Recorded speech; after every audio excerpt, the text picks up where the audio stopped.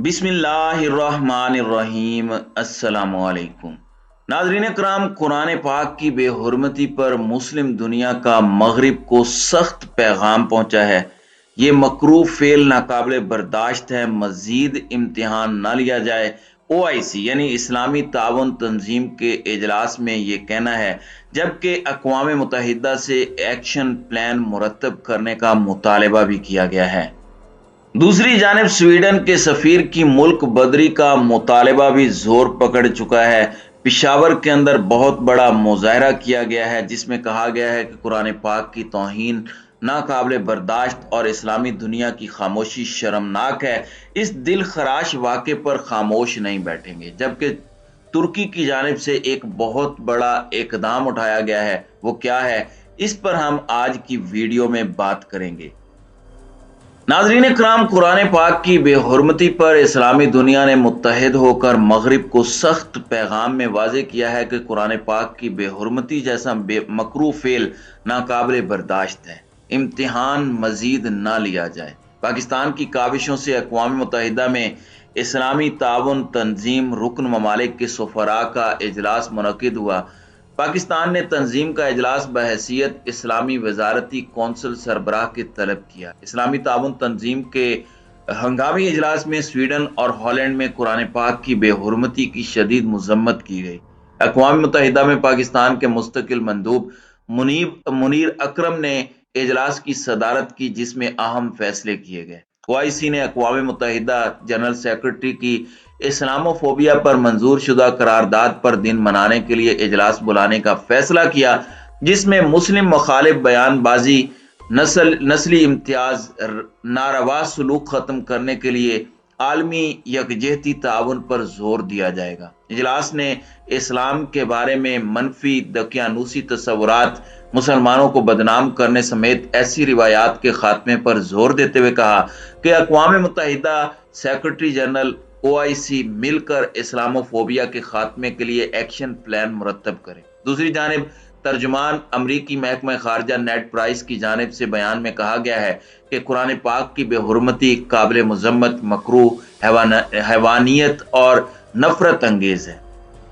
तर्जुमान ने कहा कि वाज़ेह करता हूं कि अमरीकी इंतजामिया का कोई एहलकार इस वाक़े की हिमायत नहीं करता। नेड प्राइस का कहना था कि स्वीडन की जमहूरियत इजहार राय की आज़ादी का हक देती है। जब इस तरह की आज़ादी दी जाए तो खौफनाक वाक़यात रूनुमा होते हैं। ख्याल रहे कि स्वीडन में कुरान पाक की बेहुरमती पर उम्मत मुसलमा सरापा एहतजाज है। तुर्क सदर रजब तैयब उर्दगान ने स्टॉकहोम में कुरान पाक शहीद करने की मजम्मत करते हुए कहा था कि जिन लोगों ने हमारे मुल्क के सफारत खाने के सामने इस तरह की हरकत की, वो अब हमसे रहम की तवक्को नहीं कर सकते। जब कोई हमारी बेइज्जती करता है तो हम उसे उसकी जगह पर रख देते हैं।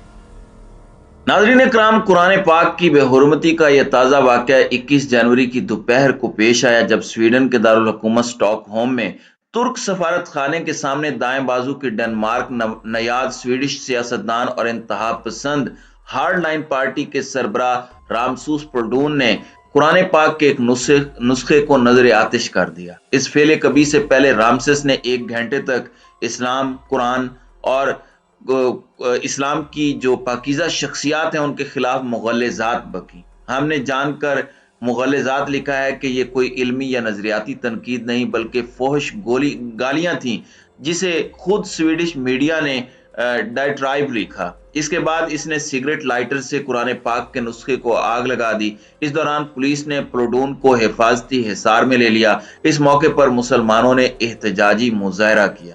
नाज़रीन इकराम, अगर बात की जाए शुमाली रकबे के एतबार से शुमाली यूरोप के, ये सबसे बड़ा मुल्क है स्वीडन, जहां पर मुसलमानों का तनासुब 8% है। इन आदादो शुमार को हकीर न जाने, क्योंकि 2/3 से ज्यादा आबादी खुद को मुल्हद या किसी भी मजहब से वाबस्ता नहीं समझती और 25% मसीहियों के मुकाबले में 8.1% आबादी बहुत छोटी नहीं है।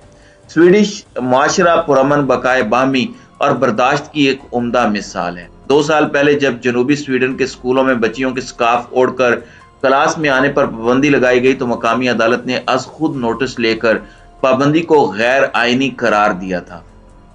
मुसलमानों को सदमा पहुंचाने के लिए कुरान पाक की बेहुरमती इंतहा पसंदों का खास हथियार है। امریکی قید سے رہا ہونے والے بعض قیدیوں نے انکشاف کیا ہے کہ عراق کی ابو غریب جیل اور گوانتا مابے کے عقوبت قدوں میں جب مضبوط اعصاب والا کوئی قیدی بدترین تشدد سے بھی قابو نہ آتا تو لب کشائی کے لیے ملزم کو دھمکی دی جاتی کہ اگر اس نے صحیح بات نہ بتائی تو قرآن پاک کے نسخے اس کے پیروں پر ڈال دیے جائیں گے یا اس کے سامنے قرآن کو سور کی چربی میں لپیٹ دیا جائے گا۔ قرآن کو فلش میں ڈالنے کی دھمکی دی گئی، جسے سن کر وہی قیدی جو واٹر بورڈنگ، ناخن کھینچنے، کرنٹ لگانے اور تشدد کی دوسری اذیت خندہ پیشانی کے ساتھ سہ رہا تھا، فوراً ہی اپنے تمام کردہ اور نہ کردہ گناہوں کا اعتراف کر لیتا ہے۔ کہتے ہیں کہ ڈاکٹر عافیہ صدیقی کو بھی ایسے ہی ذہنی تشدد کا نشانہ بنایا گیا۔ مغرب میں توہین قرآن مہم کا آغاز 2010 میں ہوا جب امریکی ریاست فلوریڈا کے ایک متعصب شہری نے، ایک پادری نے سانحہ نیو یارک کے متاثرین کو خراج عقیدت پیش کرنے کے لیے اس سال 11 ستمبر کو قرآن پاک جلانے کا دن قرار دیا۔ فیس بک پر اس نے تمام اہل ایمان کو قرآن پاک کے نسخوں کے ساتھ اپنے چرچ آنے کی دعوت دی، جس کے پارکنگ لاٹ میں قرآن جلانے کی تقریب منعقد ہونی تھی۔ ناظرین کرام، یہ وہ دور تھا جب افغانستان میں امریکی افواج کو شدید مزاحمت کا سامنا تھا اور ملک آنے والے تابوتوں سے صدر اوباما شدید دباؤ میں تھے۔ امریکی وزیر دفاع نے یہ خدشہ ظاہر کیا کہ توہین قرآن سے ملک بھر میں امریکی مفادات کو نقصان پہنچے گا، چنانچہ انہوں نے ایک طرف پادری سے ملاقات کر کے اسے قرآن سوزی سے باز رکھنے کی تلقین کی تو دوسری طرف شہری دفاع کے مقامی محکمے نے پادری کو متنبہ کیا کہ عوامی مقامات پر آگ جلانے پر پابندی ہے اور اگر قرآن کو آگ لگائی گئی تو تقریب کے تمام شرکاء پر آتش زنی کے مقدمات درج کیے جائیں گے۔ چنانچہ ٹیری جونز نے قرآن پاک کو جلانے کی اس وقت تقریب منسوخ کر دی تھی۔ اس کے چند ماہ بعد توہین قرآن کے واقعات افغانستان میں امریکی فوجی اڈے بگرام پر پیش آئے جب 20 فروری 2012 کو جیل میں صفائی کا کام کرنے والے افغان مزدوروں نے کچرے کے ڈھیر پر قرآن کریم کے جلے ہوئے اوراق دیکھے۔ اس جسارت پر یہ مزدور مشتعل ہو گئے اور جیل کے اندر ہی نعرے بازی شروع کر دی۔ مزدوروں کے نعرے سن کر قرب و جوار سے ہزاروں نوجوان دوڑ پڑے اور تکبیر کے نعرے لگاتے افغانوں نے اڈے کی صدر دروازے پر پتھراؤ کیا۔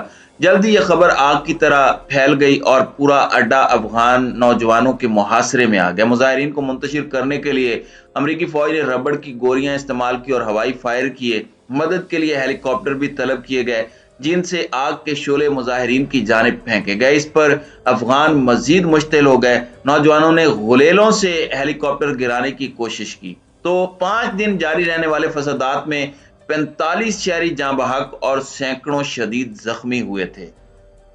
ناظرین کرام، ناروے ہو یا سویڈن، یہاں پر اسلام مخالف نفرت انگیز رویہ جو ہے وہ عام ہے۔ یہاں ایک تنظیم سٹاپ اسلامائزیشن ان ناروے قائم کی گئی ہے جن کے ارکان کی تعداد 13,000 سے زائد ہے۔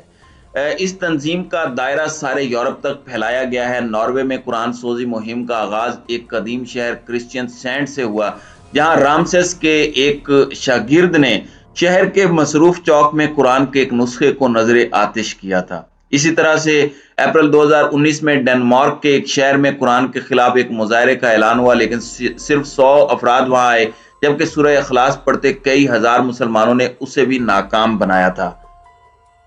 ناظرین اکرام، توہین قرآن پاک کے حوالے سے مغرب ممالک کے اندر ایک پوری تاریخ ہے جن کے واقعات میں بیان کرنا شروع کروں تو ناممکن ہوگا۔ پاکستان کے سابق وزیر اعظم عمران خان نے اقوام متحدہ میں اپنے خطاب کے دوران بہت ہی مدلل انداز میں یہ بات سمجھانے کی کوشش کی تھی کہ مسیحی دنیا کے مقابلے میں مسلمانوں کی مذہبی اقدار مختلف ہیں۔ حضرت صلی اللہ علیہ وسلم مسلمانوں کو اپنی جان سے زیادہ عزیز ہیں جن کی ہلکی سی توہین بھی ناقابل برداشت ہے۔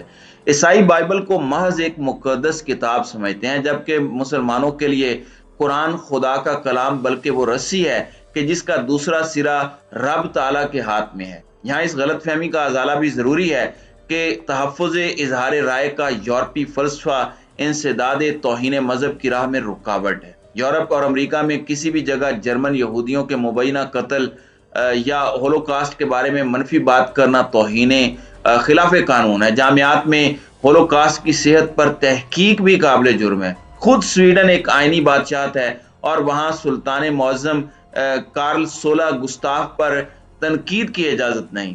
تو تو اس نوعیت کی سرخ لکیر کھینچ کر انبیاء کرام، الہامی کتب اور شخصیات کی حرمت اور توقیر کو یقینی کیوں نہیں بنایا جا سکتا؟